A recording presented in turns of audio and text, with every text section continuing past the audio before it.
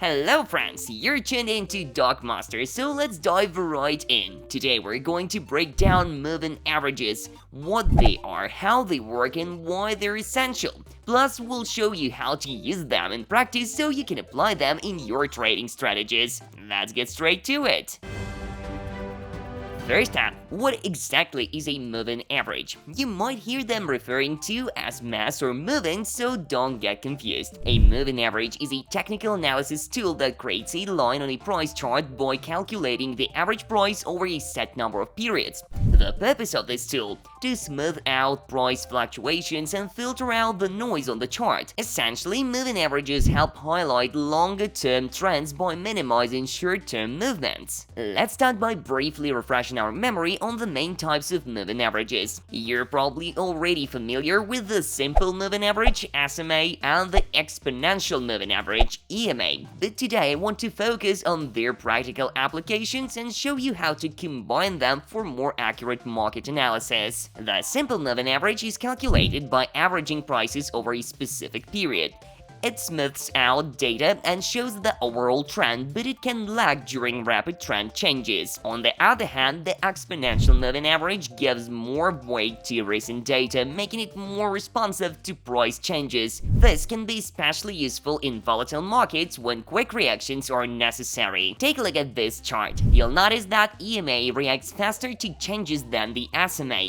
For example, when prices quickly reverse, the EMA stays closer to the current price, providing earlier signals for entering or exiting a position. This is particularly beneficial when working with shorter time frames. Remember, using moving averages can significantly boost your investment returns or reduce losses. Now let's see how to apply moving averages in real trading. We'll explore a strategy based on moving average crossovers, a classic approach to identifying entry and exit points. On your screen, you can see the chart for Bitcoin USDT trading pair. I've set up a 200-day SMA and a 50-day EMA. The key idea here is that when the faster EMA crosses the slower SMA from below, then this crossover is called a golden cross, signaling growth. Conversely, when the EMA crosses the SMA from above, it's a sell signal, which is called a dead cross. Pay attention to these crossovers. When the 50-day EMA crosses the 200-day SMA from below, we get a buy signal. Let's discuss how you can use the signal in real trading. I see the EMA has crossed the SMA and the price is confidently moving up. I open a long position and set a stop loss slightly below the recent low to minimize risk. I'll then monitor the trend and, if necessary, close the position if the EMA crosses the SMA from above. This indicator is convenient because it helps avoid manipulations and reduces the risk of noise affecting the chart.